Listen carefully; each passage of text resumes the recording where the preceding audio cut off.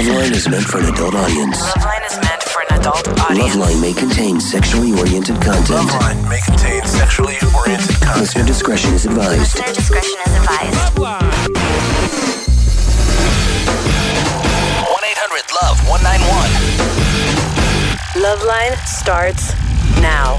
With the All-American Rejects. I'm Dr. Drew. I'm here with Nick Wheeler, Mike Kennedy, and Chris Gaylor. They are the All-American Rejects. What's happening? Phone number is 1-800-LOVE-191. These guys are very bashful, so we'll have to sort of bring them out of their shell. So, guys, you've been on the road? Yeah. Indeed. Since March. March. And we saw you in July last. Yep. Did you just keep going? You just sort of blew through here and kept on the road? Yep. Yeah, pretty much. Done a few continents. Had a week off or so, A maybe. few continents? If that. Crazy. You guys are young enough you can handle all that. what? Asia, Europe, Australia? Australia. Was it Australia as great as everybody says it was? Oh, yeah. It's pretty amazing. Yeah. The people, right? They're great. People are great. You could live there if it wasn't 14 hours away from everything in a 14-hour plane flight. If you had to commute. Yeah. But what continent or what country is into the All-American Rejects? Is there a place when it goes crazy for you? Our biggest market on the last record was London. London itself? Yeah. And how about in this country? Is there a particular region or is it pretty much spread across? LA and New York are huge. But you should know my daughter gave me explicit directions tonight, as you found out, to get autographs from you guys. Awesome. So that means something. Cool. And you guys are back on LoveLine. It's only been like 4 or 5 months since we saw you. Another good sign. Yep. Nice. Even though the hair's shorter. Yeah, you know. Chris looks like Looking very clean cut now with giant plugs in his earlobes, but except for that, he looks like a Ivy Leaguer. Freshly shaven, you know. Chauvin. Yep. And are you guys still touring? Or are you settling down for a while? Yeah. We get to go home for Thanksgiving, but that's Where's only home? because Oklahoma. That's only because I'd just been in Oklahoma. Hadn't we last time No we were up kidding. here or something? We Remember having talked- this conversation about it. Yeah. Well, the first time we talked about University of Central Oklahoma. Right, Yeah, the yeah. Bronchos. Yes. That's right. Exactly. That was us. But yeah, we only get to go home because we routed the tour through Oklahoma the night before Thanksgiving. Otherwise, we would have been, I don't know, in Muskegee. Wait, that's an Somewhere. Muskegon. Does it sort of suck that you only get to spend long enough to do your performance and you're out of the town? I mean, you never get to really get a sense of the places you're visiting. Yeah, Australia was cool though because you fly to every single show, so you always have like a day or two off in each city. Because the distances are so far. Yeah. How about in Asia? Where'd you go there? We haven't done Asia yet. We've done We did Japan. We did Japan. Tokyo and Osaka a couple times. But not China or Tibet or anything weird like that. But I do have the adapter kit for all my electronics for when we do go over there. How weird is it? How old are you guys? How old are you? 23. So at 23, you already have to carry with you certain kinds of clothing and electronic adapters to handle your lifestyle. Indeed. Because you're either on a plane or in a country where they don't have... It's a good problem to have. It's wild. Wow. Did you ever think an airplane would be so much a part of your life? No. Right? Isn't that weird? I used to love flying. And Speaking of, I just bought the airplane power adapter for my computer. You were cool now. Yeah. Phone number here on LoveLine is 1-800-LOVE-191. Let's get right to calls. Here's an interesting one. Jessica, 25. Jessica? Hello? Hey there, on LoveLine. Hi, Dr. Drew. It's me, Dr. Drew, and the All-American Rejects. Say hi. Hello. There they are. Say hi to Jessica. Hi, Jessica. Hi. What's up? So I have a question. Is there such a disease or something that a man can have where his penis size does not match, like, his body size? Like, I heard it might be called infantile penis syndrome.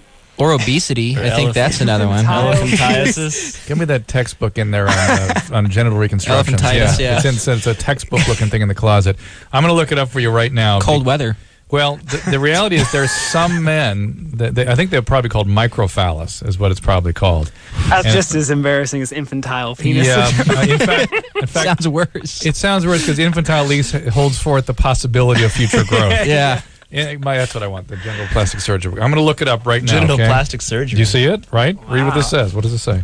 Reconstructive and plastic surgery of the external genitalia. Wow. You couldn't have made that up. I've had that. And yet it's still so classy. Jessica, what's the situation? What happened? Well, I was with someone, and the size of his body did not match his penis size. Like, it was really, really small. Like sort of a pinky kind of thing? Exactly. Yeah, and that's. Did he at least trim? Well, That'll make it look a little bigger. A little bit. When someone's that small, like, you have to have sex in certain positions just to make sure it stays inside. What? Wow. Did that sort of, was that a deal breaker for we the... broke up. He got kicked off the team. Ooh. Atta girl. Wow, that's sad. Well, I'm trying to read through some stuff here while I'm talking to you, and I don't see anything that sort of gives me an idea of how frequent this is, but they call it microphallus in this book. Okay. So Okay, it's a thank you. the small penis, and it happens, and it's not all that uncommon. I've heard about it probably once every quarter on this show. A woman calls about it and talks about some guy the size of a thumb or a pinky. Ugh. And they better be good at oral sex, Jessica. That's all I can say. And the reality is, for a lot of women, the size thing is not a big issue, and they're kind of okay with it. I know you're laughing, Jessica. that guy, by the way, when it's been that small, it is an issue. I understand he's crying right now. God forbid he should hear this call. So how is the oral sex? It was really good. Well, I see, mean, he's compensating, right? He knows. Is he a good guy?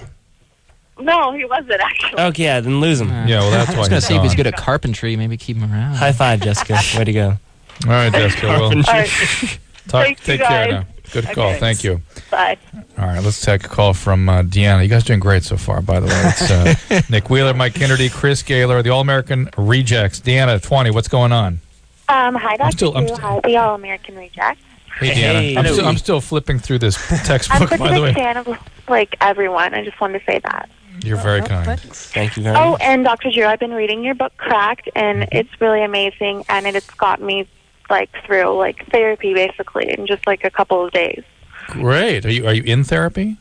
Well, I've been in therapy. I mean, I've had a lot of trauma throughout my whole life, yeah. basically. So, I mean, really, the idea of that book was really to explore what it is to be a caretaker of people with trauma and the kind of boundary issues that develop in the patient and the doctor. And it's not so much to replace therapy, but to give you an impetus to encourage therapy. You know what I'm saying? Well, I don't actually have the addiction problems. It's family members that I've lived with and guys I tend to date. And So, because your dad was an alcoholic addict? my dad is an alcoholic, but I lived with my stepdad who actually OD'd when I was 12. Okay, And so he your was dad's addicted to- alcoholic. Okay, your dad's alcoholic. Your stepdad's an addict, and And now then my next stepdad was an addict too, so. okay, but you see how what happens to you then is you're attracted to addicts, alcoholics, just like your mom was. Magically, each husband she selected was another addict, another alcoholic, right? Yes. And so I totally understand that. And the only way you can break that sort of fit, where you're sort of a key that fits in the lock of an alcoholic or addict sort of psyche, is if you get some treatment yourself. Oh, I've been in therapy since I was... Maybe codependency treatment, some 12 steps, something like that. Might think about it. Anyway, what's your question? Let's not get on Deanna right now. What's your question? Okay, well, my question is, I'm with this guy. I've been with him for 6 months, and he never wants to have sex with me, ever. Gentlemen? Is he gay? I don't know. I try to, go down on him, and he's not interested in that You're either. fat. So you're not bashful in bed then? Anderson, nice. Was there a time when it was frequent and it's just stopped now? Good question. Well, when it was frequent, I was not having a good time because he liked to talk throughout the whole entire time. Talk about what? Just anything. He'd be like, yeah, Lunch. so I was reading this book today and da-da-da. And then something out the office. I'd be like, That's weird. What the heck? Well, now, we have to speculate, given it's you that's with him, that he's an addict? No, he's actually not. He's not a marijuana addict? Because this kind of behavior is a little bit of a pot thing. Not that I'm aware of. I mean, I've been with him. I've been at his house and nothing going on there. How often do you guys actually have sex? Maybe 3 times a month. Oh. It's a little light And for a 20-year-old. I'm kind of like an nympho. I could probably go about 3 times a day. Were you sexually abused? Yes, I was. Oh, boy. So you're a sexual abuse victim, partially treated, and I'm writing all this down. He is sort of absent, maybe an addict, don't really know. Could he be carrying on a sort of alternative life away from you? I have no idea. I mean, he tells me that he loves me. He actually proposed to me, but I turned him down. I mean, Is it that's possible not children that with is me, it? but I'm just like, I'm only 20 and I'm not ready. How old is he? He is 27. Sorry, she was going to say 57. No. Is it possible that you're sort of distorting some of this, and just because he's not a super exciting addict guy, that you're sort of frustrated with him and sort of minimizing what he actually is doing with you? No, he just never wants to. Do you know what I'm But saying, he Dana? likes Maybe to brag it's to his friends. hang on, but maybe it's actually once or twice a week. But to you, since it's not 3 times a day, it feels like nothing. No, it's 3 times like a month. I'm literally like begging him. I go to like Victoria's Secret all the time. Try to put on new lingerie like all the time. But Well, all right. So what can we do to help? What's the question? I Why have- wouldn't he? what can I do to get him attracted to me, or should I just like dump him because obviously that part of the relationship's not working? Don't get like when he tries to have sex with you, maybe say no a couple times. You know? Kind of like why buy the cow if you can get the milk for free? Everything. It's too easy for He needs him. a little challenge. Could he be kind of recoiling? He knows that she's got all this energy and is on, wants to do it 3 times a day, and he's going blah, blah, blah, blah. Yeah. Freaking me out a little bit here. Maybe if backed off, it's probably too easy for him. He wants to chase, maybe, huh? I have no idea. I have no idea All of either. his friends, so I don't know. Well, I have no idea either. However, I'm sure he likes the fact that you want to have sex with him all the time. Have you talked with him straightforwardly about this? I ask him like all the time. I just asked him on Saturday night. I was like, we don't have anything to do. You've got to be a little more direct with this. You have to sit him down and say, look, this is what I need for my relationship in order to work. There's an imbalance here between our desires. You have to step up. I'll try to bring it down a little bit, but we have to compromise here. And the compromise we've reached lately isn't working for me. And if you can't step up a little bit, that may be a deal breaker. And you have to really get very, very clear with him about that, because without that, I mean, how's she going to go for? I mean, I don't want to discourage her from being with this guy, because this is one of the guys who's not an addict. Finally, she's with a non-addict, and we're going, break up with him. No, I'm not so sure we should be doing that. All right, you guys know the game Germany or Florida? Oh, yeah. Yes. Oh, yeah. Everything macabre and weird emanates from either Germany or Florida. So our callers call in, tell us the story. We tell them Germany or Florida. A little theme song, Anderson? Maybe not. All right. All right. Okay, no, thanks, Anderson. All right, Carrie, let's give us the story. Okay, a man cut off the head of his pregnant wife's lover and put it on her bedside table in the hospital where she was about to give birth. Oh my God, That's so European. The That's angry not husband Florida. struck on Tuesday when the victim was phoning the woman from a phone booth at a nearby airfield. The man cut off the second one's head with a knife, then drove to the hospital, showed it to his wife, and left it there. Where are you reading this out of? Snopes.com. It's a true or false urban legend kind of website, but Indeed. this one was confirmed. So Confirmed? What does that mean, confirmed? What does that mean when they confirmed it? no, I don't know. How They just declare it confirmed? This is what actually happened. That's legit, man. No, dude, they look into it pretty heavily. It's really trusted on the internet. Scopes.com. They cracked the case, man. I mean, how can you not believe some crap on the internet? No. I'm voting first. Germany. Me too. Yeah, I'm going to go Germany, or a German immigrant who went to Florida. No. that would be Florida. I'll go against no the grain. technicalities. I'll say Florida. Okay, why? Just because everyone else said Germany. Lame. But I would say, okay. How I'll many go heads? Germany. Let's put it this way: if a head were cut off of somebody in Florida, don't you think there would have been national news? Especially in a hospital. Yeah, that would make it big Yeah. here. I'm surprised if it's Germany, it didn't make it big here too. By that matter. My gut is that it's Germany, though. All right, that's my gut too. Carrie, what is it? Germany or Florida? It's Germany. Yes. Also, yeah. I just wanted to say thanks on behalf of my friend Ben. You signed an autograph for him because he became an Eagle Scout, and he liked that. I was like, Oh, good. That's Nice. cool. Yeah, I remember Ben. That's nice. Well, tell him thanks for me. And your show's awesome. I listen to it every night. And Cool, Carrie. hi, Anderson. He's in there.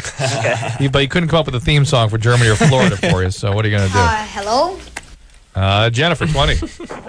Hi. Hey. I have a question about my boyfriend. Yes. Okay, I've been with him for 3 years, and we recently moved to separate states. And when we get together and have sex, it hurts afterwards. Do you have sex for a long time with him? Sometimes it's not a long time. Is it only after he ejaculates? No. Do you have sex? Is it because of the lack of sex between visits? I think she's that's unused what it to could be. That it's so infrequent? I think so, because I've moved a couple months ago, and I've only seen him maybe 3 times since then.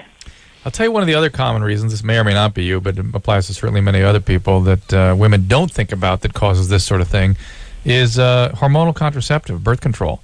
If you're on one that Really? has a very powerful progesterone in it, you can get some dryness down there and it causes irritation. So if you're on Yasmin or Depo-Provera, anything like that? Yeah, I'm on ortho. Ortho doesn't typically do that, but it can. Is that a new pill for you? Jennifer, Anderson, this is actually quite interesting. But I've been on it since I was in about 6th grade, and I'm 20 now. So could that be the reason? Wow. 6th grade? Why 6th grade? You're 11. I had bad periods. That I was the praying reason. to God you were going to say that. Okay, good. So yes, it wouldn't suddenly cause that problem. Not typically, anyway. But when Is I've there had any? sex, when I've had sex with other guys, it didn't hurt. I get you. So it probably isn't that. Is there a size difference between this gentleman and the previous gentleman? No, not at all. Not at all. Again, I hope another man. A young man. I hope is not listening to the show today. Does he wear what? No, he doesn't. I don't like condoms. See, but that's another thing. Like, I'm kind of a nympho.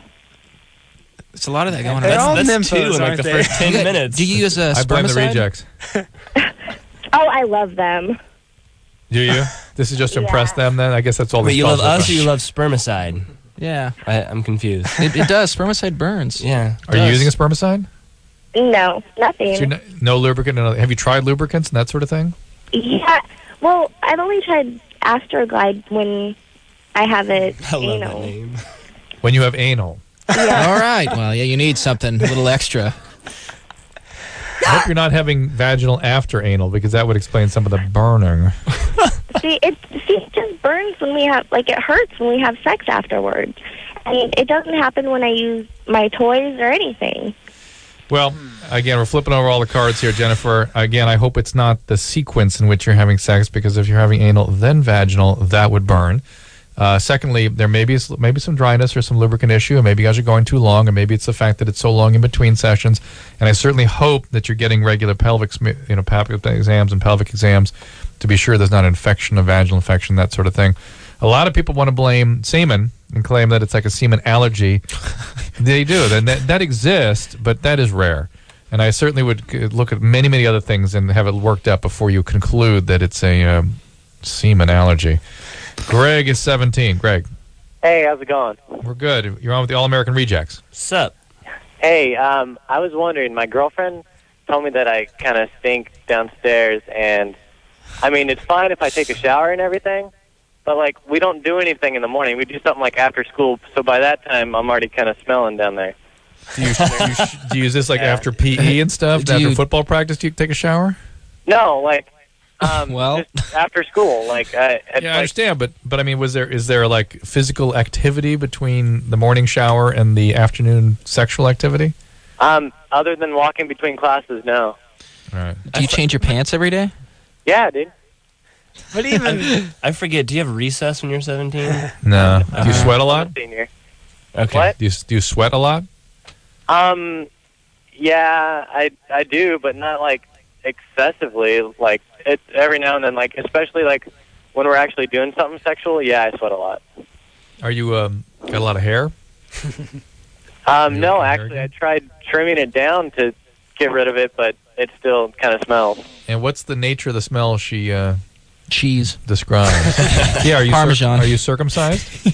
No, I am. Yes, sorry. Oh, I'm circumcised. Wow, this is a weird one. Really tight pants? What? Really tight pants? Sometimes.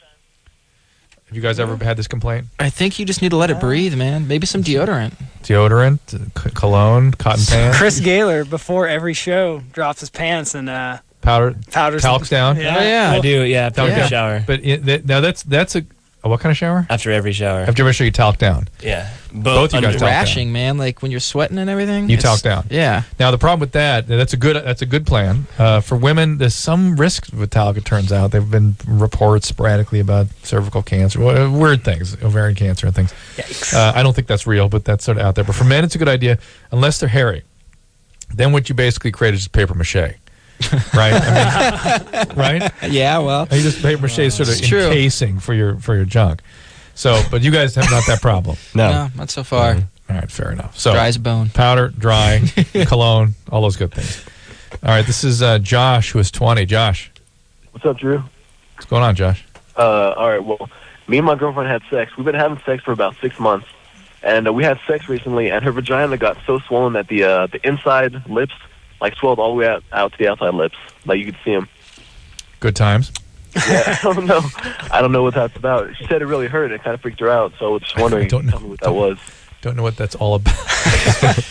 Let's see if the All American Rejects can come up with the explanation for this medical process. Is she talking? No. Okay. Are you a large By the way, they'll kid? be on tour in Los Angeles on December 2nd at the Will Turn, heading to the UK starting in February of next year. We'll be freshly talked for both of those occasions. That's right. But in the meantime, I want you to explain why the inner lips are swelling to the point that they come out the outer lips. Gents? Is it rough sex?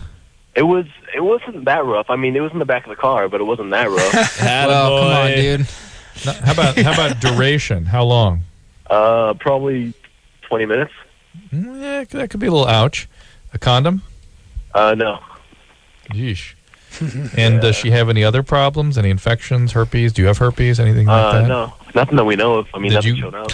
Did you get any problems afterwards? No, I went home and I checked it, and everything checked out fine. And in spite of what she felt and saw, did you see anything weird down there? You know what? She didn't tell me until I got home. She went in her house and looked at it, and it was really swollen. So, that's a funny follow-up call. Josh. By the way, I'm having prolapse my vagina. Well, there older women actually can get a prolapse where she's never had children. This girl? No. Yeah, where the bladder or the rectum can actually prolapse through. Oh. Do you have the David Allen Greer sample? Last time we were in here, you were playing the David Allen Greer. That's What I say? prolapse. What I Well, I said I got feelings for you. Can I prolapse your anus? Yes. There it is.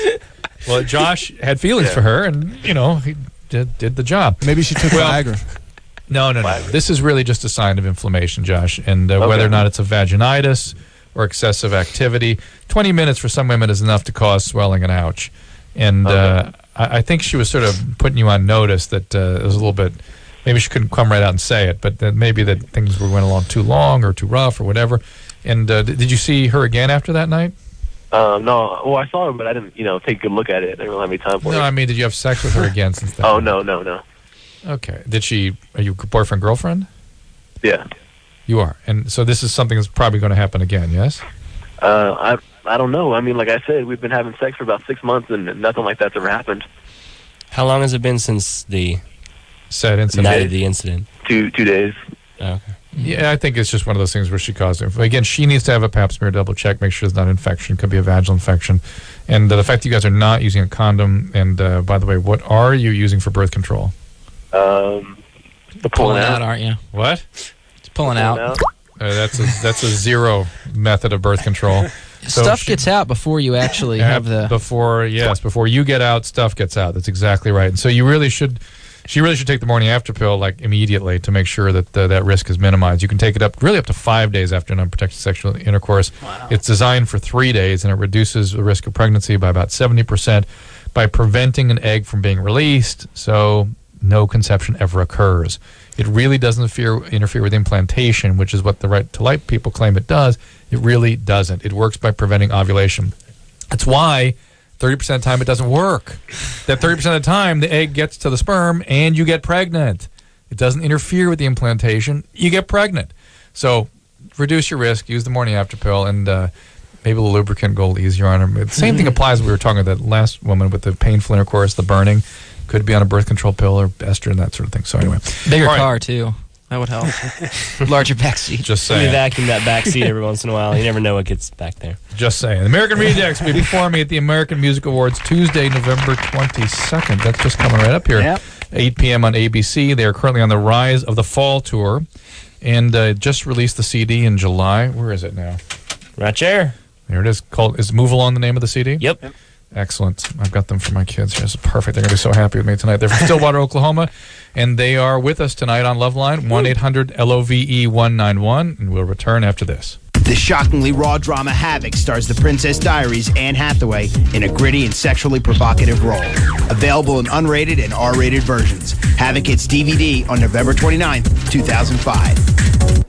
Hello, this is your radio. LoveLine will be right back. This is just a reminder that all callers 18 years of age and older who get on the air tonight will get a free DVD for the movie Havoc.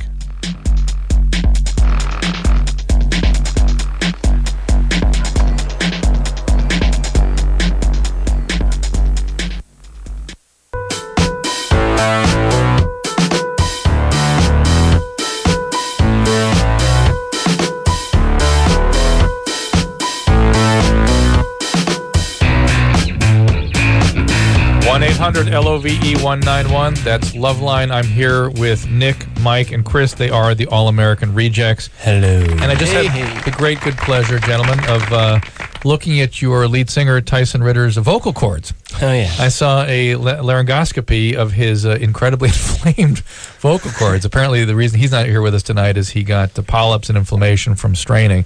And let me tell you, having now seen what's in his throat, it's impressive. And so those of you who think that the Montreal and Toronto and Pittsburgh shows were postponed for spurious reasons, I beg to differ. This is like, he's going to have a tough time. He's going to be ready. I heard what they did for him in terms of injecting the steroids and stuff, but it's going to be tough for him even so. He can't talk until Tuesday, till the American Music Awards. It's American Music Awards, right? Yeah. Yep, Tuesday. But he'll be in full swing by then, I'm sure. Oh, yeah. So anyway, if you guys were expecting to hear him, he has a legitimate excuse. In fact, if he were here, you wouldn't hear him anyway because he'd be forbidden from speaking with his vocal cords. He'd be whistling and clicking. It's one of the liabilities of being a rock star. It's not the first time I've heard of this, by the way. A lot of rock singers get this stuff, and it's one of the liabilities. All right, we got some great calls up here. Let's go first to, by the way, we're going to hear a song move along in a couple of minutes here. First now, it's Kristen, 23. Hi. I was just wondering, I am currently seeing someone who, well, I think I'm seeing him. I don't really even know. He's 50. He's a lot older than me. Whoa. I don't usually like guys that are that much older. No, not usually at 23. Maybe 48, 49, but 50, that's out of range. Usually What do you... I have like a 15-year limit, and you have to be like super special to pass that. Why would you contemplate being a guy that passes that limit? She's in a habit of dating old guys. Put herself on a 15-year limit. Well, I don't know. I can't really explain it. He just sort of, I don't know. I've never been attracted to someone that much older, and it sort of intrigued me, you know? What's the attraction? But the thing is, he doesn't seem to want me, and I would think he would be all over it because I'm way younger than him, and I'm good looking. I'm not like a supermodel, but I'm good looking. And Is he married? No. Is he gay? Did he have prostate cancer? Does he have money and think there's an ulterior motive? He has money, but the thing is, the thing is, though, I don't really care about dating him. No, but I just wanted to have sex with him. Why? Is that the... And the thing is, I just want to know, why doesn't he want me? Is it because he's not attracted to me and I'm not good looking, even though he initiated this, or is it maybe because he's older and there's something wrong with his sex drive? Or I don't understand. I just don't Maybe it's more that a 50-year-old being sort of pursued by a 23-year-old knows if he's at all intuitive or smart that there's got to be something going on in the 23-year-old that's pursuing him, and he doesn't want to participate in that. You know what I mean? Except for I realize this, and I know that you're right, but I'm a smart girl, and I have my life together. I'm not going to go psycho on him afterwards. I'm not going to, you know? Well, that's one of the things that may concern him, that you're going to go psycho. Or on a more sort of believe it or not altruistic basis, he may just be concerned with sort of contributing to your troubled instincts. You know, I kind of pick up on that, too. I think he's maybe worried about hurting my feelings or something like that. But the thing is, I'm a big girl. Like, I know what's going on in the world. I know, but maybe he's not a bad guy, and he really says, geez, a 23-year-old out of 50-year-old, there's got to be something wrong with that, and I don't really want to participate in this. It's just too weird. Except for he's sort of encouraging it without acting on it. Well, I'm sure he's very flattered by it, and I'm sure he likes you and is attracted to you and sort of likes flirting with the whole situation. But to actually consummate it, gentlemen, you agree with me on that? Yeah. But he doesn't want to kiss me or anything like that. I don't understand. Because, well, listen, for one thing, with men, particularly older men, you know, that are used to sort of, once the train leaves the station, you don't stop it. Yeah, it's leaving the station. So what is he doing to encourage you? Not start the whole thing. What's he doing to encourage you if he doesn't want to kiss you? He asked me the other day, like, he wanted me to tell him stories about crazy things I've done with guys, which was a question I was totally unprepared for, and I screwed it up. So, well, Chris, it's not like a Jeopardy. I didn't tell him the right. What is? Oh, I forgot about that one time. Damn, Kristen, what's up with you? What you're bipolar? No. Do you have sexual abuse? Girl. I'm smart. I have my life together. What do you do for a living? I'm a student, and I have a job too, and I'm independent, and I have my life together. I really do. It doesn't sound like it. You sound a little. Yeah, but we're going to be the judge of that. That's the most unassured confidence I've ever heard. Yeah. This might be an important factor, and it might be, I hate to say this, but this might be part of the attraction. He's kind of famous, And I think maybe everyone's telling me he's used to having girls throw themselves at him, and the fact that I haven't physically like jumped on him, he's expecting me to. But I would also think that if he's used to this, he would be comfortable with doing it himself. You know, I don't know. Maybe he doesn't want to end up like Peter Brady. Yeah. Have a TV show about it. This whole thing, the more you tell me, the more creepy and uncomfortable it becomes, Kristen. This does not sound I really want to know who this is. Yeah, you're going to tell us? No, I really can't because you guys probably know him. Like, you probably know him personally. You're probably friends with him. That makes it even more intriguing. Weird. Well, be that as it may. But maybe Drew can put in a good word for you. Yeah. I don't sound like it. Yeah, no, I'm not encouraging this one. Daddy wants everyone to know about his affair with a 23-year-old girl. Anyway, Kristen, he's famous. It just all sounds the fact that you're attracted to him because he's famous and he has other girls and he sort of is a womanizer and you're like lots of guys in this chaos and you sound bipolar to me as crazy as ever.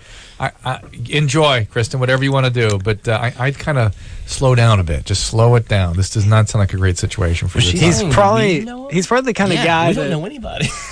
that can see that she would call into a show like this asking, and that's why he right. doesn't. He's got a bad feeling about it. Now, you guys have lots of women throwing themselves at you, rock stars, right? They're a little young. young and we don't do anything because they're young. Because you're perfect. Well, the law restrains you guys, but I mean, even if it didn't, you kind of have a conscience, right? I mean, oh no, maybe not. Okay, anyway, no, it's just the law. I'm looking at Nick, who gives me that like a blank look. Like I'm just thinking about this piece of pizza, man. All right, you keep eating. That's right. I'm sure that was a pizza look. Brian, 21. Hey, how's it going? We're good. What's up? Oh, nothing. I can't believe I got on. This is awesome. He's calling from Arizona, where you guys will be in Phoenix on November 30th. That's right. Marquee Theater. That's awesome. Yeah, hope to see you guys play. Just to let you guys know that. Hope to see you see us play. Rock on. This is going to be a... I don't know if I can I say queef on the air? Absolutely not. Just did. No, can't say it, but go ahead. We know what you mean. Well, my girlfriend and I have been together for a year now, and for the first 4 months, during sex and after sex, it never happened. But now it happens almost on a regular basis after we have sex, or sometimes during. I didn't know. I just don't understand. I have no idea what it is and why. Have you changed positions? Yeah. Oh, yeah. We we do everything. But I mean, has the range of positions changed after the 4-month window? When the queefing started, was it because of new positions? Right. No, not really. Is there anything else? Is she on medication? Has she been taking birth control now and not before? Yeah, she started taking birth control. She did Depo-Vera. Ooh, and then she got off that, and then now she's just on the pill, and I don't know what form of it. Okay, well, that can change sort of how the tissues work down there a little bit. Okay. Things are if she was on the Depo shot before she was starting to make the air, sometimes there's some dryness and some stiffness and things aren't quite as, let's call it, supple. And when the estrogen comes in, things actually are better for her, but they might be a little more easily to sort of move around and take things in and suckle air. And it's not a bad thing, right? Oh, no. It's not. It's a good laugh, right? It's happening. Lighten the mood. Maybe you have carbonated semen. Just easing the tension. it might be an allergic reaction. No, I have no idea. But it happened before with a girl that I was with beforehand. Also, it didn't happen, and then it started to happen after a little bit. Is it? But she didn't change. She didn't get on birth control. She wasn't on birth control. Is that you want to tell us about what you do with these women that changes the pattern of how you're having sex that results in this? What don't you do with these women? As you get more comfortable, the things that are happening that weren't happening before that causes the air to go in? Well, here, let's talk about this for just a quick second. I mean, all it is forced in air. It's piston pressure, air coming in, right? Or sometimes sucking in as a result of sort of a vacuum-like effect. And no one's more mortified than the poor women that do this, right? And for guys, let's why don't you guys give the point of view of a young male when this happens? I'm gonna go right down the line here, Nick. I just laughed. It's fun, right? I mean, it's not like farting. No, it's air going in. You say, yeah. You feel like, so it's happy times. Yeah, it's funny. It's like when you're having sex and like your belly's touch and it makes a sound there too. It's just funny. It's levity. Like it's makes it a little better. It just happens. Just happens. Whatever. Is there any sort of sense of accomplishment with it? Like even a little added benefit above it just being funny? Like, hey, we produced something. It feels a bit of little baby. But guys kind of don't young males sort of like producing something. You know what I mean? They're like, oh, we did that. I produced something. I made something happen here. Only I could make this happen. Right? If only my friends could I have could heard see that. Right. But If only yes, like that. If only my friends could have heard it. That's right. All right. So there's more than just that guys do not. I don't want to put words in a young male's mouth, but men, no problem. No Women big deal. don't need to be embarrassed. Nope. No, not at all. Just roll along with it. Just you laugh first. You know what I mean? The ladies? Yeah. What if I'm they just telling don't? ladies I to think laugh first because it's funny. If they act There awkward, you that's go. when you're kind of like, you don't want to like laugh at them. I think if, you know, she laughs, then Like to that hear way from, everyone like knows to it's hear funny. from women how they feel about this too. How they're going to feel if men laugh and they're not wanting to laugh, and how men should. What's the etiquette for this? What's the etiquette? No, I'm curious. I'm actually curious. I think Because- women are a little more bashful. Well, maybe You know? not. But women are more evolved generally, so I expect we're going to get something sort of interesting from that. Let's hear what they have to say. But while we're waiting for those calls, we're going to hear a song from the All American Rejects, and it's called "Move Along."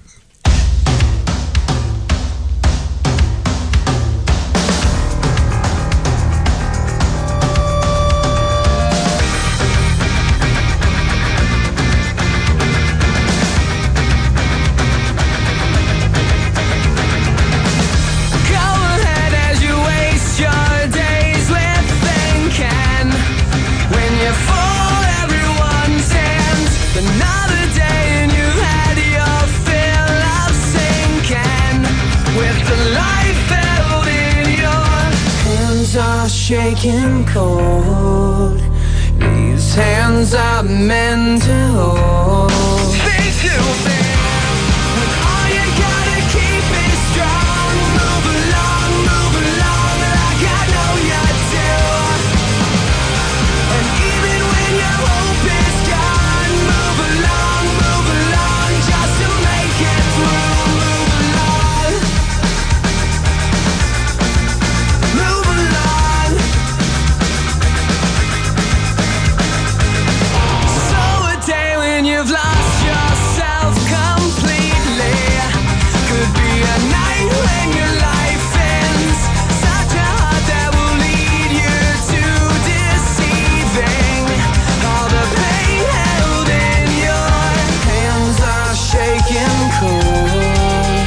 Your hands are mine to hold. Speak to me when all you gotta keep is strong. Move along, like I know you do. And even when your hope is gone, move along, just to make it through. Move along. When everything is wrong, we move along. Everything is wrong, we move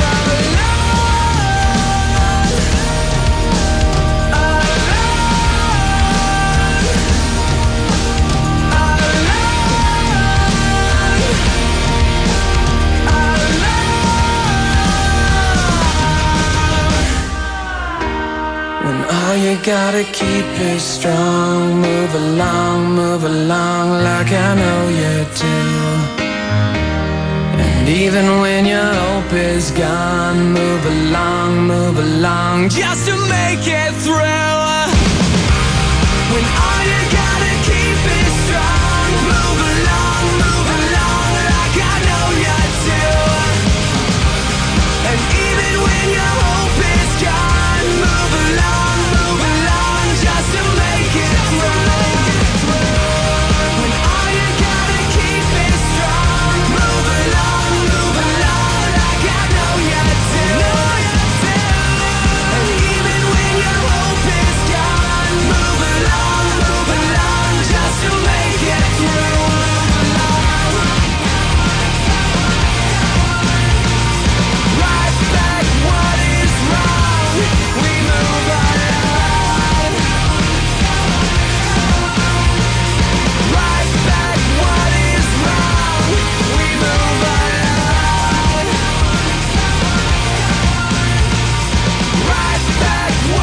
All-American Rejects. Nick, Mike, and Chris are here with us in studio. We're going to take a little break and return and talk all about, with the All-American Rejects, talk all about air pockets of various kinds. So stay tuned.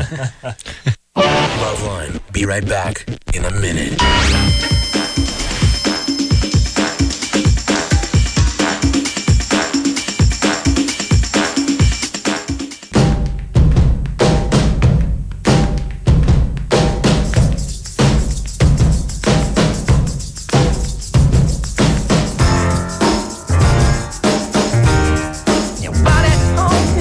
All-American Rejects in here on LoveLine, 1-800-LOVE-191.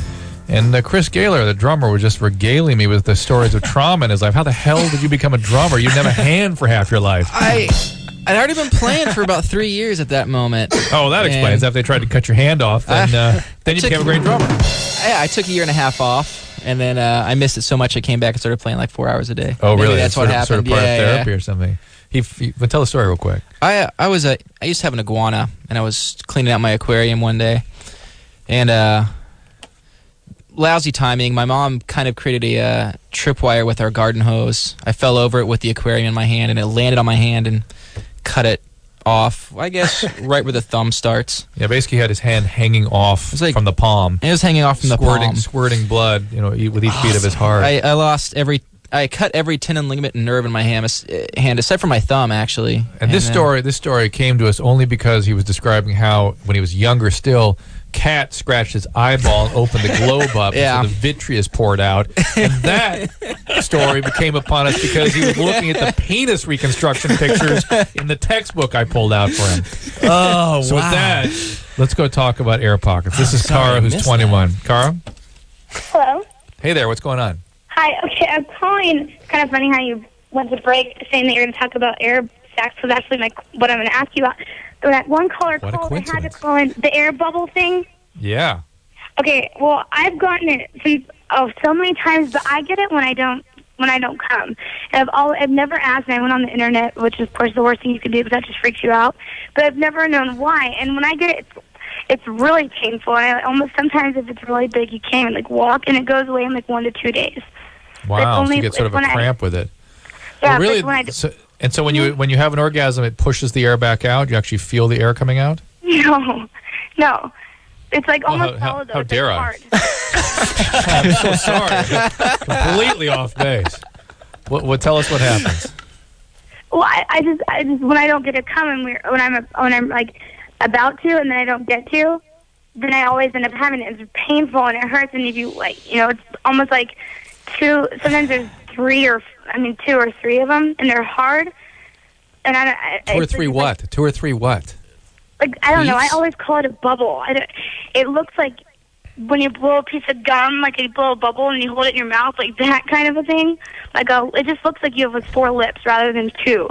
No, okay, Cara. Basically, what you have, no, it's a female version of blue ball. That is exactly. You just got to keep. No, you got to just finish it off by yourself. Cara, that is exactly what this is. It's pelvic congestion from a lack of release. And so you literally, it's not air pockets, it's blood and lymphatic tissue, and that's what blue balls is. And that's what I was thinking, but I don't know. So you need to sort of take care of yourself if you can't get anywhere with your partner. We'll have it's really to wait important. like a day till it goes down. No, don't wait till it goes down. Just run to the bathroom and just do it.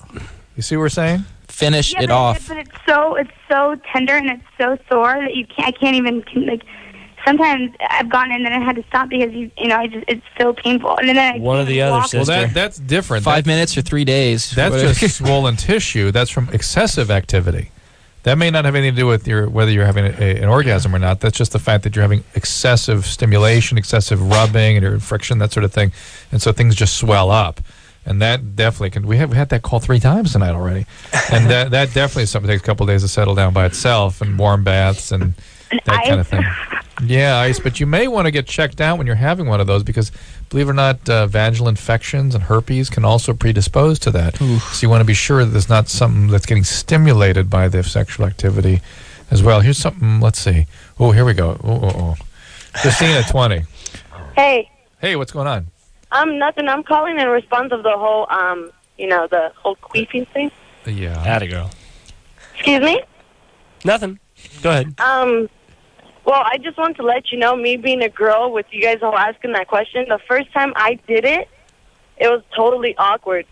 But after that, we just laughed at it. But the crazy thing about that is I can purposely do it. Yeah. Nice. I love queefs. Queefs are awesome. Can you do it right now?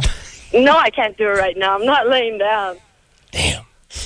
Well, how do you? The question was, how do men behave? How should men comport themselves when something like this happens? Honestly, I agree with like the whole laughing at it thing, like because it's natural, it's. So it's okay if the guys start cracking up, even if they crack up first. Well, me personally, I don't care, because I laugh at it, and I do it on purpose sometimes, just to make them laugh. Yes. She's great. I wish she was on a cordless phone so she could lay down. She's great at dinner parties, though. All right, thanks, Christina, for your call. All American Rejects in here. Nick, Mike, and Chris. The phone number 1-800-LOVE-191. And we got to take one more little break. If you need help, call LoveLine. 1-800-LOVE-191.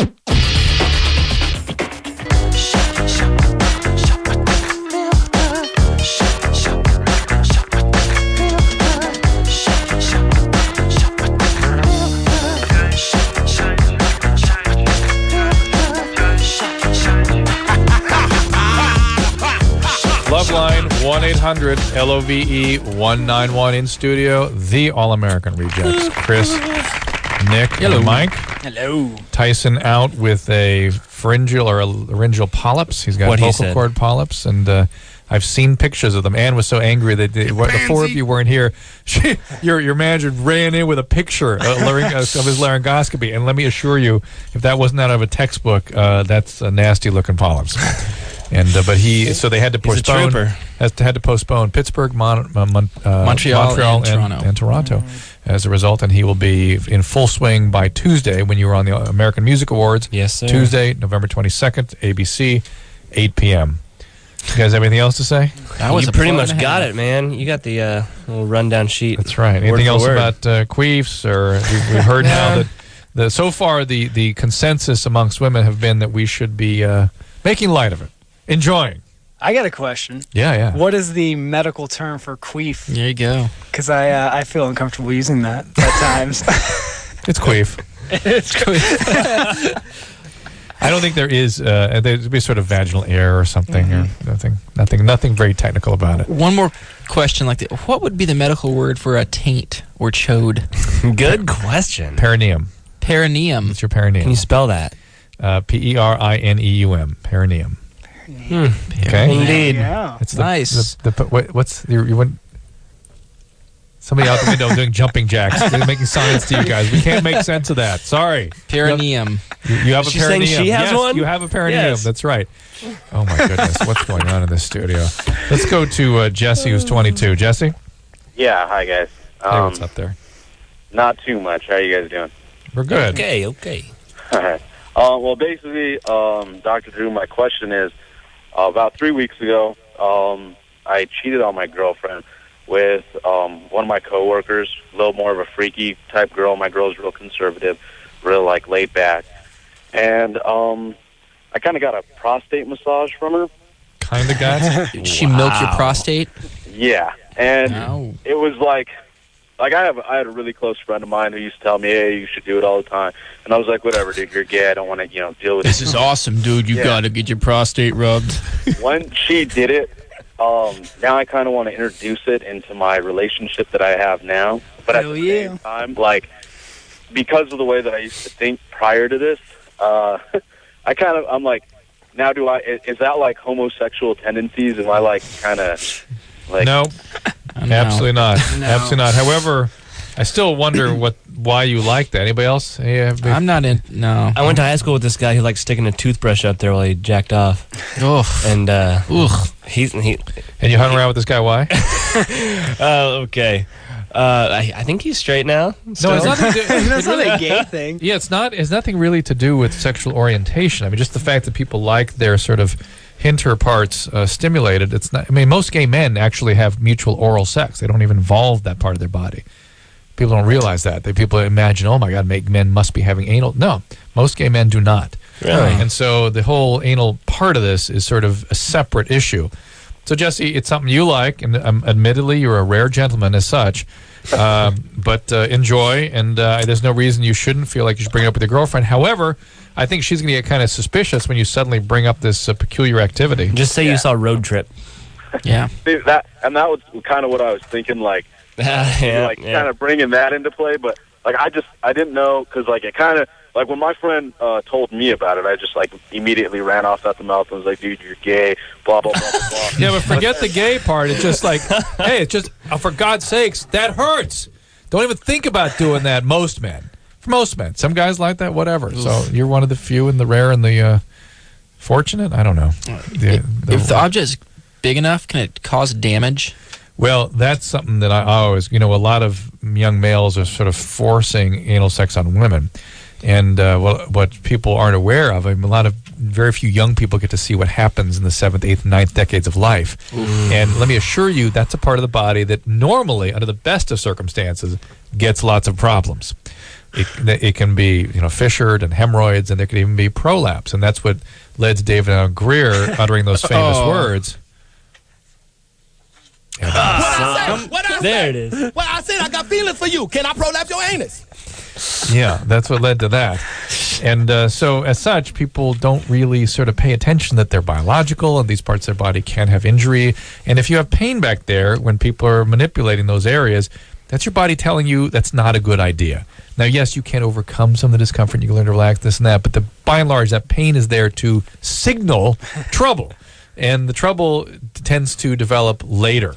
Not necessarily right afterwards, but maybe even years down the line. And I worry about that. So let's go back to the air issues. Where did I see that? Oh no, we don't have. We got a theme. Here we go. Yeah. It's much. Of course, you guys are the all-American rejects enjoying queefs. Monica, 26. Hi. Hey, I just have to add, I have to tell all the guys out there that it's because we're not turned on anymore. Like, I was with this guy for 3 years, and, like, it was all good in the beginning, and then after you're with someone for a while, the same old thing, whatever, even though you try new positions and stuff, it's like, you're just dry down there, and so that's when the queefing happens. But when you're wet down there, it's all good, and, like, there's no queefing involved. But when you're dry, so it's a dryness. Is it a relaxation, too? Like, there's no sort of turgor. Exactly. Yeah. So, like, they need to get some KY or something. Wow. It's dry down there, but if it's all wet, then it's all good. There's no queefing involved. So that's my experience. Like, every time that I would have that problem, it would never hurt. Like the first caller said, it would never hurt me. So she has something different, but I just thought I had to add in mine. So I also she had pain. She had pain because she had excessive sort of irritation and stimulation. What you're saying is that if we start hearing that noise, but what? I'm not sure that's always true. It would always come afterwards. It would come after the sex is done, and then. How about if it happens? If it happens during, is that okay? Well, sometimes it'll happen during, but then and then if he puts it back in, but it's because you're dry. That's what the problem is. All right, so dryness is the main thing. Okay, got it. Well, thanks, Monica. Thanks for clarifying no that. Problem. So all guys out there know it's because she's not turned on anymore. So basically, as opposed to laughing and sort of making light of this, they should become panicky and maybe tearful and begin to really maybe run out of the room crying. I would laugh about it, and then it would be if he laughed about it, I would be mad, because that's embarrassing for us. But if he'd no, it's okay, don't worry about it. So to all the guys out there, let us laugh about it, but you don't laugh about it and let us know it's okay. Okay, all right. Well, there's the twist on the previous caller's interpretation. Very interesting. The plot thickens. This now is Alyssa, 14. Alyssa, what's going on? Ooh, Alyssa, you sound depressed. What's going on? Nothing. Evidently. Okay. But yeah. Right. Either that or pot. You smoke a lot of pot? I used to. Yeah, we still hear it. All right, here we go. Yeah, my friend, he's one of my best friends. For some reason, he wants to go down on me when I'm on my period. And there's something really, really wrong with that, and I don't know what. There's hold a second. Is he that he wants to go down, just wants to go down on you, and you happen to be on your period? No, when I am. Or he's requesting that? Oof. Yeah. Riding the crimson wave. It's called getting your Red Wings. There you go. Thanks, Anderson. That's cool. How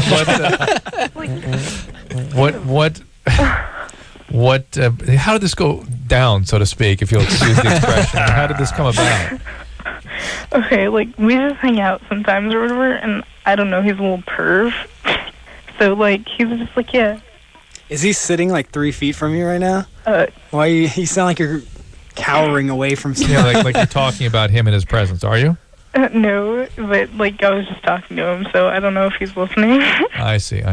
Yeah, but, like, I don't know, he's just like, are you on your period? And I'm like, why? And he's like, because I want to get down to you. I'm like, yeah. What do you mean? He's like, hold on, did you guys have sex or oral sex together already anyway? yeah. So like you're 14. more than... Yeah, I know. How old's he? How old is he? He's like 17. Bad times. You're 14. And you called him a perv. Why are you hanging around with a perv? Because he's funny. So you let him have sex with you? What? Well, oral sex isn't sex. How dare you? No. How dare you? I'm so sure. Yeah, it is sex, Alyssa. It's highly intimate, and you can get STDs that way. And the fact that he wants to expose himself to blood-borne pathogens, if you will, concerns me as well. And he's 17, you're 14. Just a sort of bad situation. And you sound depressed. Why are you so depressed? I don't know. And so some of this sexual behavior is really an attempt to sort of deal with depression oftentimes. Are you doing drugs too? No. Thank God, because that will be a bad... Are you sure? Well, she used to do a lot of pot. Now she stopped. All right, Alyssa, what do you want from us? What can we do to help? I don't know what's wrong with him. Well, what's wrong with you? He's a perv. Yeah, what's wrong with you that you're hanging out with a guy that you're repulsed by? That's my question. So let's kind of get some more friends in your life, get some more focus in school, get some more activities that makes you feel good about yourself. Don't just hang out aimlessly with this guy that wants to have oral sex with you when you're menstruating. Katie, keep having those periods. 23. Yeah, please do not stop that. Above all else, do not stop that. Katie, 23. Yes, hi. I just recently got married, and me and my husband were trying to have a baby, and so whenever he ejaculates inside of me, my body just, like, kind of rejects it. It just comes straight out right after he does it. I was wondering... What do you think happens to every other woman that has semen put inside her? What was that?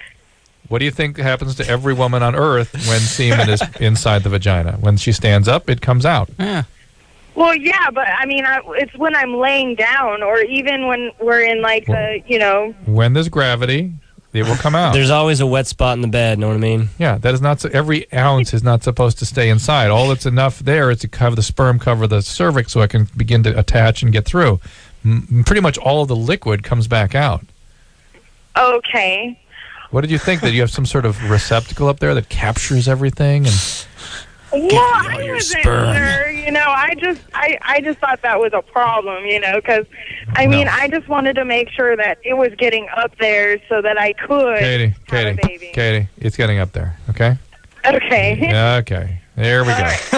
Very good. You sure you want to have babies? It's a pretty heady endeavor. Pretty heavy undertaking. It's a lot of work. Maybe you're 23. Maybe you want to wait a few years on that. I'm 23. Yeah. Could you take care of a raccoon or a marmoset? I mean, could you really? I mean, think about it. I don't look at me and tell her. I'm looking at you, and I'm thinking you don't need a kid. I'm thinking goldfish would be a challenge. and by the way, it would have been for me at 23 too, and I was in medical school. No way.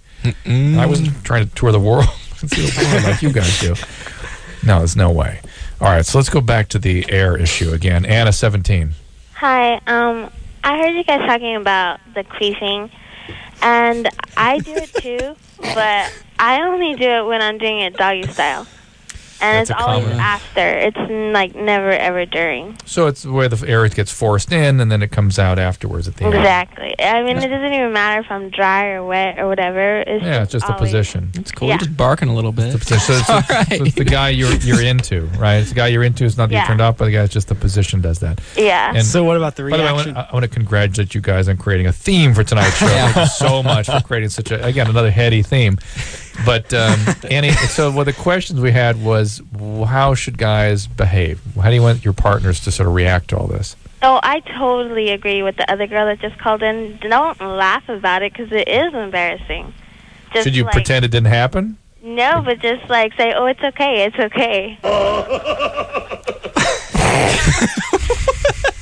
It's true though. Come on, Chris, stop laughing.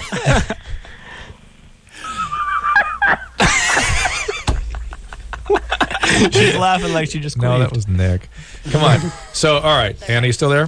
Yeah. Yeah, I'm sorry how these guys are making you feel. This is exactly what you weren't looking for, right? How you don't want to feel. It's okay, baby. No, it's fine. Oh, jeez. All right. So, Anna, don't laugh. Don't make light of it. Acknowledge it, but just go ahead and say, look, it's fine. It's natural. It's no big deal. Exactly, And yeah. move on. All right. Thank you for the input. Thank you. And that she's saying it doesn't have anything to do with whether she's into the guy or not into the guy. So let's go to Sam, who's 19. Sam. Hi, yeah. Well, first I had a question, but I also wanted to say about the queefing. Of course. I think. I love how you said you can't say it on the air yet. We've had queef. What's it? All right, give me your first your question. All right, go ahead. Do whatever you're going to do.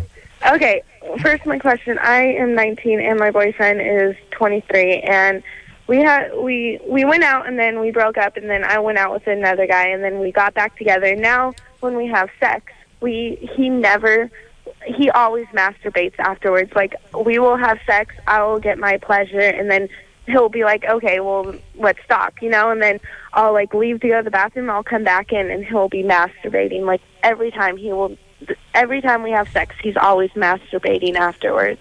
I don't. What? How long till you have to stop?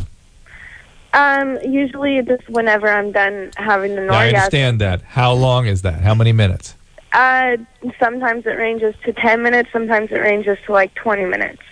It just depends. Wow, he's Superman? It's my doing. It's my doing. It's not his doing. What do you mean? So What do you mean? It's more of like I know how to get myself pleasured when having sex. So you could do it quicker if you wanted to? Yeah. And like it's like he'll talk about how the sex is good. He'll tell his friends about how the sex is good, but yet when we do have sex, he never will come. Has it always been that way, or is this something new?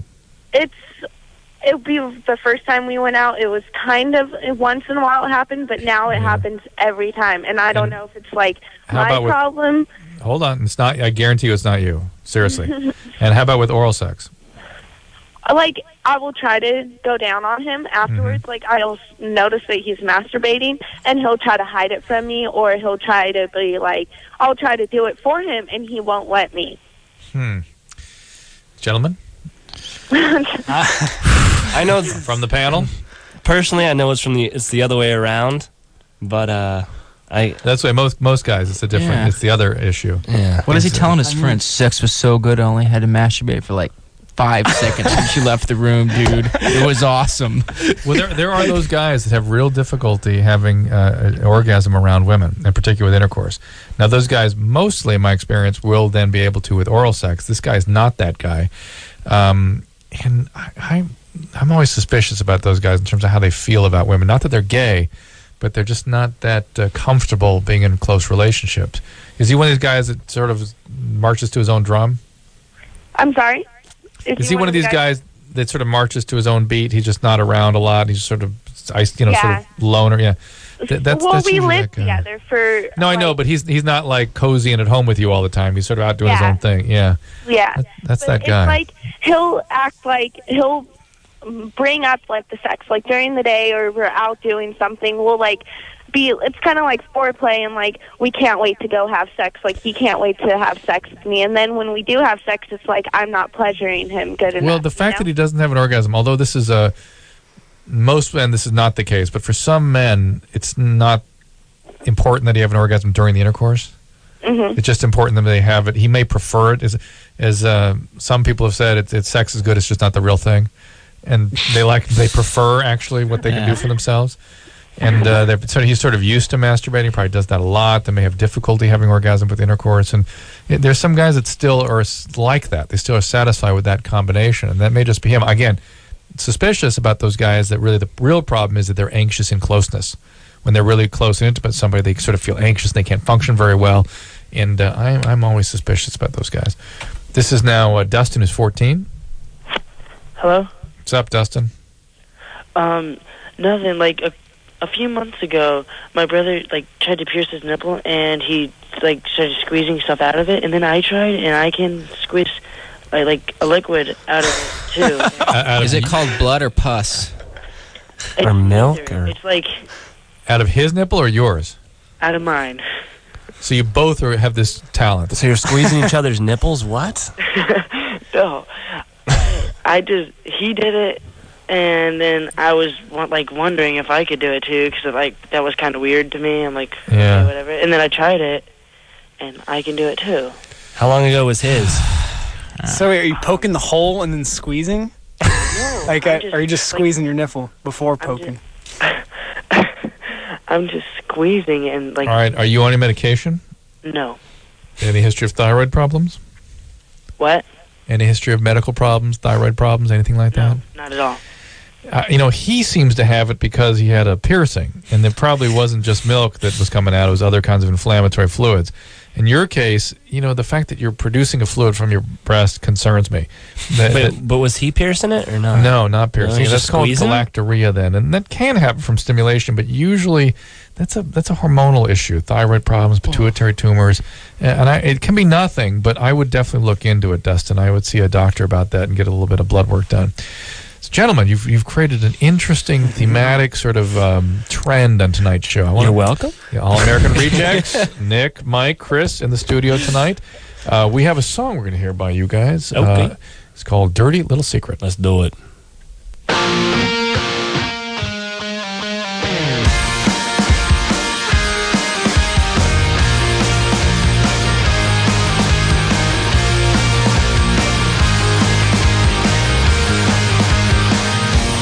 Let me know that I've done wrong when I've known this all along. I go around a time or two just to waste my time with you. Tell me all that you're thrown away. Find out games you don't wanna play. You are the only one that needs to know. I'll keep you my dirty little secret. Don't tell anyone or you'll be just another regret. My dirty little secret. Who has to know when we live such fragile lives? It's the best way we survive. I go around a time or two just to waste my time with you. Tell me all that you're thrown away. Find out games you don't wanna play. You are the only one that needs to know. I'll keep you my dirty little secret. Don't tell anyone or you'll be just another regret. My dirty little secret. Who has to know the way she feels inside? Those thoughts I can't deny. These sleeping thoughts won't lie. And I've tried to hide. It's eating me apart. Trace this life back.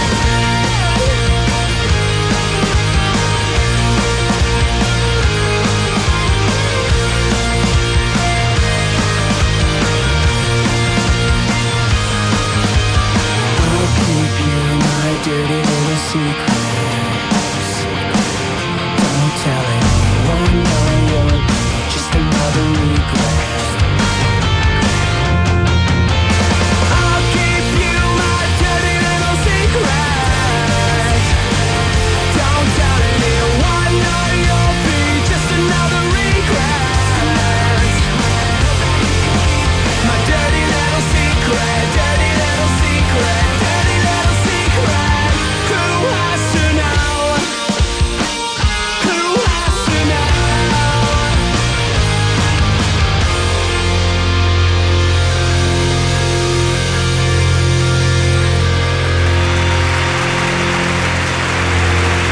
That's Dirty Little Secret, the All-American Rejects joining us in the studio tonight. Nick, Mike, Chris. Tyson out with polyps on his vocal cords legitimately. I've seen the pictures. And the phone number on LoveLine, 1-800-LOVE-191. Call in with your, what should we call the theme of tonight's show? Your air problems? Air supply. Or any other Loveline questions you might have, we're certainly willing to talk about those tonight. 1-800-LOVE-191. Give us a call. Hello, this is your radio. Loveline will be right back. This is just a reminder that all callers 18 years of age and older who get on the air tonight will get a free DVD for the movie Havoc.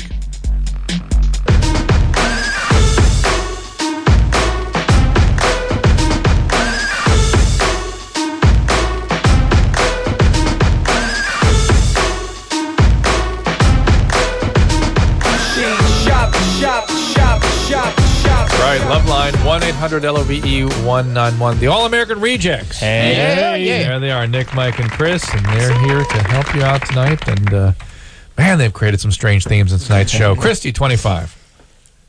Hello. Hey there, Christy. What's going on? I have a question for you. My boyfriend, he has this problem lately, and it's kind of embarrassing to say, like, instead of going to the bathroom, like, he says he has to fart, and he actually, like, ends up, pooping in his pants. Like, we work together. That's what it is. Yeah, we worked together, and this happened the other night. And, like, I didn't really, like, believe that he actually did. And so I told him to show me to make sure, because I thought he was just, like, you guys think I'm playing. I'm not really. I work for a very high-tech job, so I thought he was just playing around, and he pulled it out of the back of one of the trucks that we ride in, and I was like, what are you doing, and pulled what I don't know if he, like, has maybe other intentions, like, maybe, like, he's fooling around with the man or something, if that's what it is, or I'm serious. I don't know what to do. Christy, I'm so confused. Most people, when they have fecal incontinence, do not assume that the individual has been having anal sex with men. They take them to a doctor to have a gastroenterological evaluation. He might eat a lot of fiber. Well, no, he's having such severe diarrhea that he's having fecal incontinence, right? I guess. Yeah, so he's having. Is that what it can be? Yeah. Because it's kind of embarrassing. I want to bring it up with It's him. very embarrassing. I'm just shocked that you would call Loveline and that you wouldn't take him to a doctor to see why. Well, I don't want to sit there and just, like, I don't want him to get mad at me or anything. And I just I'm shocked that he doesn't. I'm shocked that he doesn't go to a doctor. This is probably an infectious diarrhea or ulcerative colitis or Crohn's disease or something significant not unless he's 80 years old. Is he 85? No, he's not. Because he's fecal incontinence is something. He's a year younger than me. Yeah, fecal incontinence is a normal thing as people age. If you're getting fecal incontinence in your early 20s, that's a gastroenterologic disorder or even a neurological disorder. That's something that needs evaluation by a gastroenterologist as soon as possible. My goodness. Kate, 22. Hello? Hey, Kate, what's going on? Hi, I am calling because I was wondering about when I was a teenager, maybe, let's say 17, 18 or so, I would lactate. Yeah. Like, I could cause lactation to occur.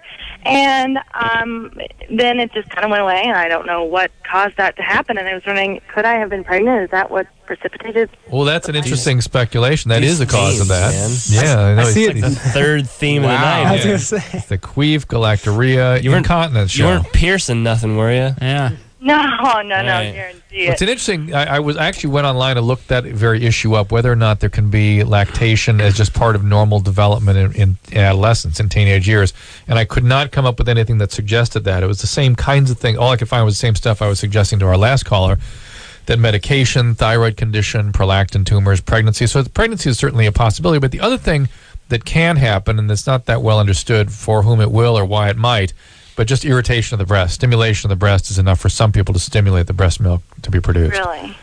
Huh, interesting. And I didn't hear what you said to the other caller about little bumps on the areola or something. No, I didn't say that. Oh, well, you were talking about, I heard one caller and didn't hear the whole call. He was talking about being able to squeeze something out of his nipple. Yeah, and that was his brothers who'd been pierced, and he was able to do it for himself. And I said, look, medication, thyroid problems, prolactin issues, it needs to be evaluated by a doctor to make sure there's not something like that going on, okay? Okay, well, also around my areola, there are bumps that I can squeeze stuff out of, and I was wondering what that is. Sometimes that's sebum because it's sort of swollen sebaceous glands there, like toothpastey material. Is that what comes out? Sure, something like that. Sure, of course. I mean, who doesn't have that? Yeah, duh. But yeah, that's sebum, but that's a little different than the actual clear, milky stuff, which is liquid, which is milk. Let's see. Let's take a real medical call. This is John, 17. Hey, what's up? Hey, what's up? I was wondering that, because I had this disease for my heart. It's called Wolff-Parkinson-White syndrome. Uh-huh. And that's basically like I have like an extra tube in my heart, and blood would flow through the wrong way, and I get like heart attacks and faint out. You know? No. You have what's called reentrant tachycardias. What you have is a small little piece of muscle that jumps across from the lower part of the heart to the top part. And so when your heart beats, rather than staying in the lower part, it goes back up to the top and jumps back down again. So you get this rapid reentrant rhythm. Yeah. And usually these days they'll go in and ablate that little piece. Did they go in and do that? Yeah, I see. As the thing is, I had surgery and everything. It was like You had ablation, and? 6-hour-long surgery. Yeah. And after, this happened like a year ago too. So cool and everything. But when I had sex and everything, all the other times I had sex, I would totally be out of breath, and my heart would still feel like it's doing that, and I would feel like I'm going to faint and come close to it actually. Are you on Toprol or Atenolol or something like that? No. You want no medication? No medication. Okay, well, you probably should be, A. B, you've got to tell your cardiologist this is happening and when it's happening. I know it's embarrassing, and maybe you don't want your folks in the room when you say it, but even if you call your doctor to tell them on your own, it's really important that they hear about this, because not oftentimes, but not infrequently, there are other sort of reentrant pathways that show up that maybe they missed at the time of the surgery, and that can be suppressed with medication. So it's really important. Wolff-Parkinson-White can break down into real serious rhythm problems, right?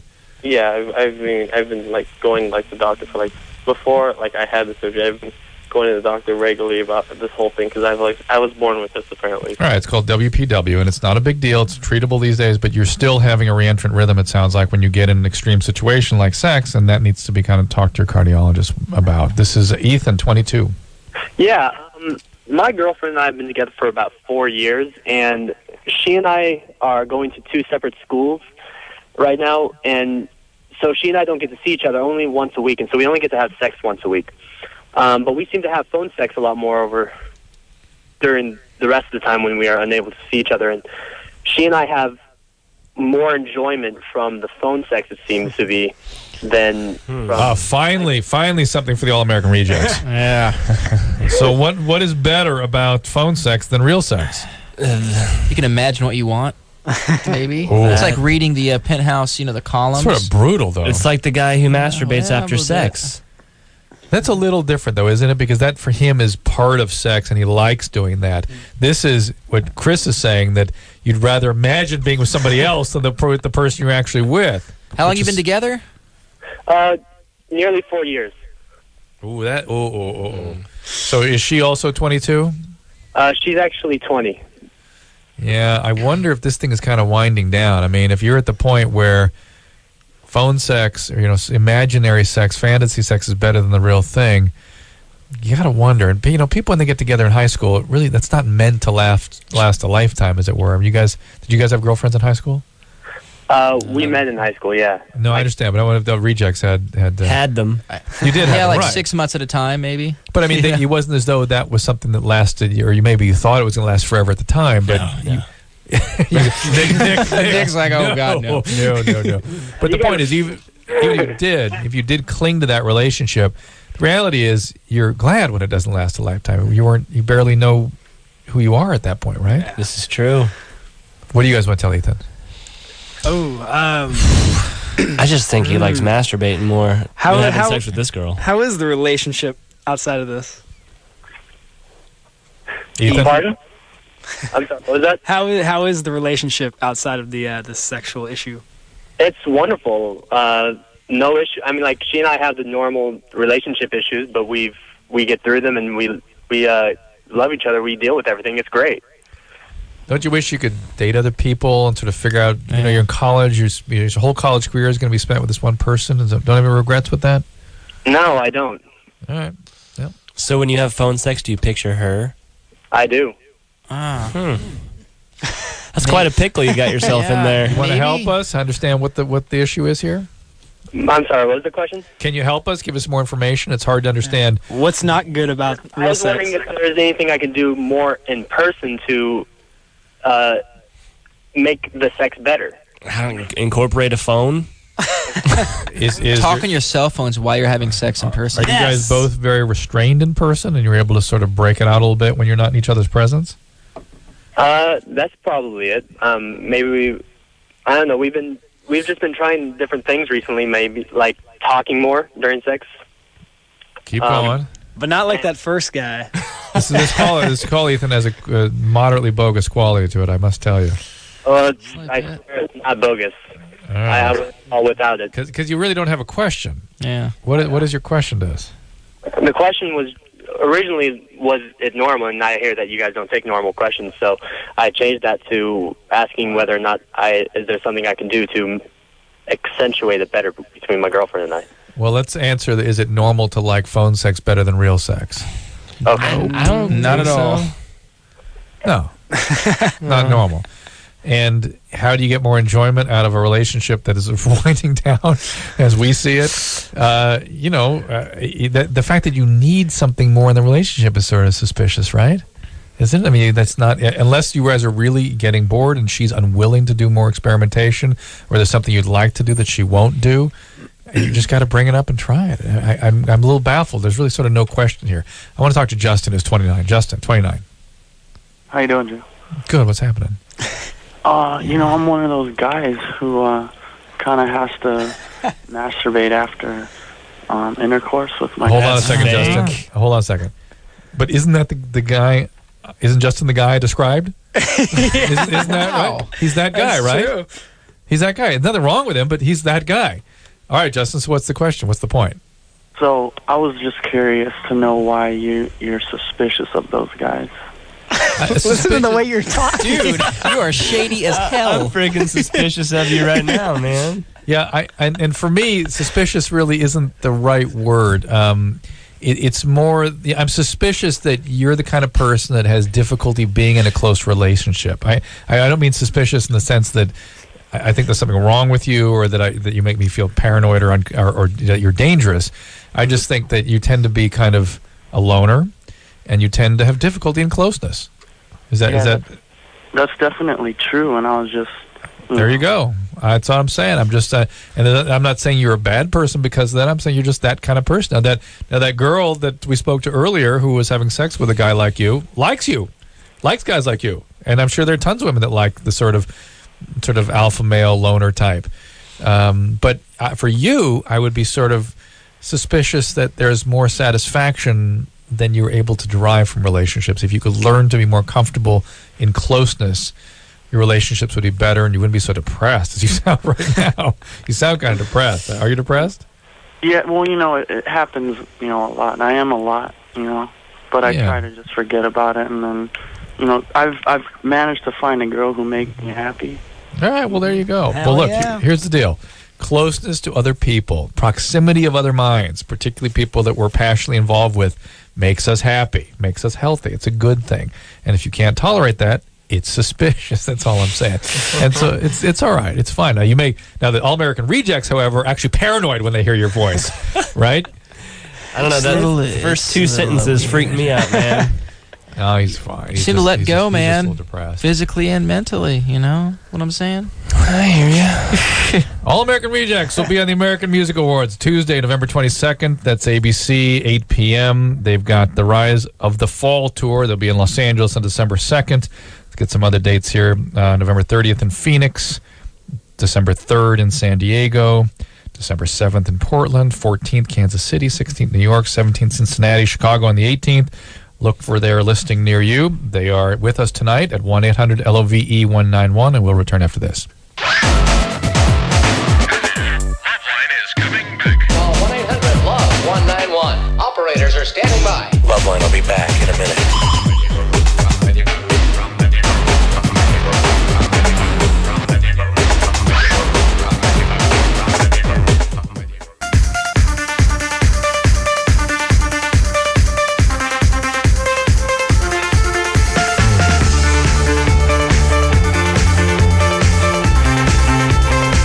All American Rejects on Loveline, 1-800-LOVE-191. Just have a few more minutes to call and speak to these guys. Let's avoid some of the themes that have been weighing us down all evening. This is Please. No Michelle, queefs or 15. Michelle, what's going on there? Hey. Hi. Hi, Michelle. This is where you talk. All right. Go. Or not. Michelle, do not listen to the radio. Turn your radio off. Listen on your radio telephone. Thank you. And go. Okay, what? Talk. Tell us what's your question. Somebody else. Gary, 20. Yeah. Hey, guys. How's it going? What's up? What's up, Gary? Not so much. I got a problem, guys. Hopefully you can help me out. I've been dating my girlfriend now for about 6 months, and she's got a kid, but I'm not the father of it. The father kind of ran off on the kid, and they haven't seen him in over a year now. So how old is the child? The child's about 2 years old now. Well, he's actually almost 3, so. Got it. But my question is, I've lost interest in the girl completely. I mean, we're on a friend basis, but it doesn't seem like anything more than that now. And but I'm so attached to this kid now that I don't want to leave him. And I feel bad because he has no father whatsoever. And it's just like I don't know what to do. I don't feel it's right to leave this kid, considering he's really attached to me and I'm really attached to him, and I have no clue what to do about the situation. All right, gents, what do you think? Well, I mean, if he's not the father, I mean, you could still hang out with the kid if you weren't dating the girl. If you really wanted to, I'm sure would she would. She allow it? Probably not. I mean, she's kind of like. Well, but that's it. Then you have your answer right there. No doubt she had no dad, and she has to make sure that she has to create that same circumstance for her kid.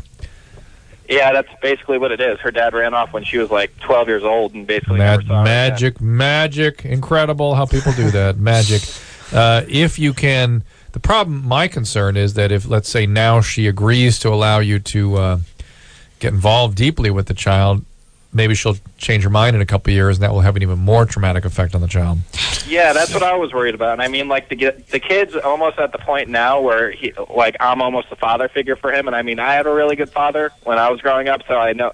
So I don't want that kid to grow up without that, almost instinct that you get from a father, you know what I mean? I know. All you could do is dedicate yourself to the next 14 years to this child. That if you really want to make a difference in this child's life, the problem is you have no control, you have no rights with this child, and the mom, given that she is from such an abandonment, history of abandonment, is probably not going to allow this to happen. And unfortunately, that's what will prevail. Well, I mean, and she keeps, and every time I think she kind of gets a sense I'm going to break up with her, she brings a kid into it, and she's like, I'm so glad that he finally has a father figure, and it's it makes it 6 times harder to break up with her when she does that too, and that's the worst part. Come on, Jess. Guilt trapping you, man. Help Gary. Run. I think it's She's trapping you, man. The best thing would be just cut it off. Yeah. It seems like just if you're gonna do it now, more man. heartache later. God, I don't know what the answer is here. But you're a good dude.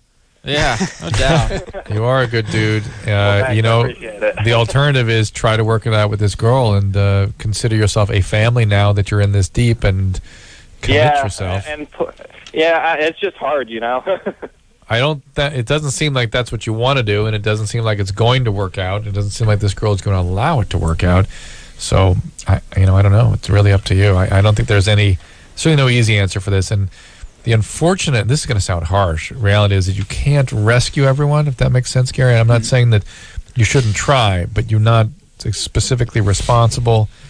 And, being a rescuer isn't always the healthiest thing. Catcher in the rye type thing. When you rescue people, this is somewhat different situation, but people don't always need rescuing. That's not necessarily always a healthy impulse, though it is always a good thing to try to be a stable force in a child's life. If you can establish a relationship with a young person and sustain it over years, I don't care who that kid is, that's going to be a good thing. Muñeca? Muñeca. Yeah. What kind of name is that? Indian or something? It's Spanish. It's my nickname. I've had it since I was 12. What does it mean? It means doll. Doll? Yeah, like a doll. Muñeca. Okay, what's going on? I was wondering why, I'm into bondage and way, older guys. Yeah. Gentlemen? Way older. What do you mean way older? Okay, when I was younger, too, I was 15 with this guy that was 28 when I was 15. Ooh. Yeah, But that's now gross. I'm 18 and the guy I'm with is 27. Well, we'll be 27 this month, but same. Like they're way older usually. Like this other one was 32, and well, that's no 15-year-old limit. What kind of bondage? Like I won't like anything. I'll let them do whatever they want. Just not gag me, not blindfold me, and like those weird masks. I won't wear those. But like I like to be handcuffed and tied and whipped and all that. You like swings? Well, kind of, but not that much. How do you know about that? Oh, just read about it, heard about it. The internet. Saw it in a magazine, Sky Mall. Spent a lot of time on planes, don't you?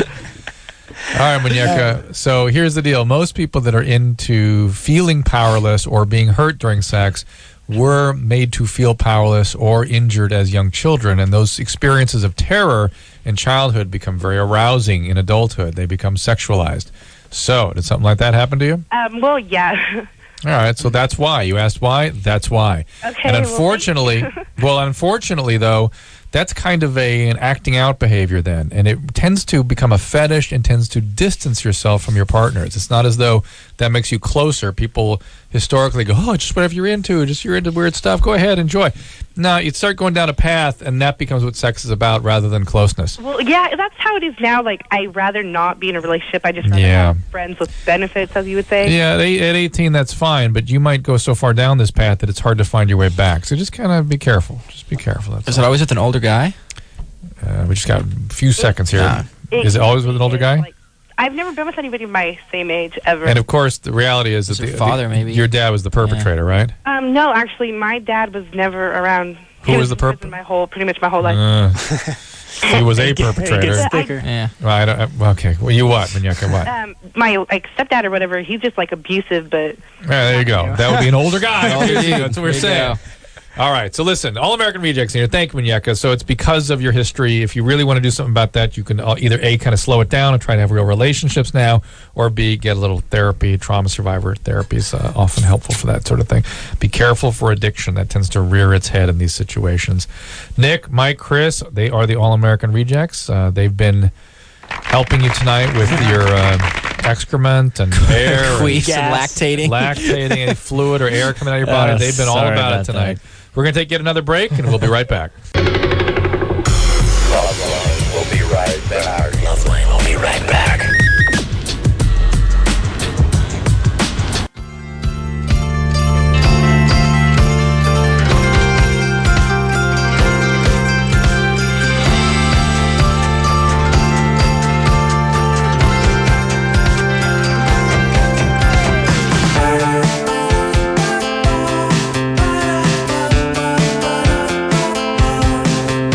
Does it for LoveLine and the All American Rejects. Thank you guys. Did a great job. Thank you for having us. Thanks for having us. Pull your weight on this show. I appreciate it. You dig right in. We tried, man. Thanks for putting up with us. No, you guys are great. Come on back anytime, and we'll look for you on the road. And those of you that are the city you guys are coming to, is there a way they can look this all up? AllAmericanRejects.com. AllAmericanRejects.com. On MySpace, blah, blah, etc. too. So. I'll stay with AllAmericanRejects.com tomorrow Alrighty. night. The one and only Andy Dick, followed by Tom Arnold. So please join us then. Until then, this is Dr. Drew saying mahalo. This has been LoveLine. LoveLine. The opinions expressed on this show are not necessarily those of the staff, management, sponsors, or this station. The producer for LoveLine is Annie Gold. LoveLine is a presentation of Westwood One Entertainment.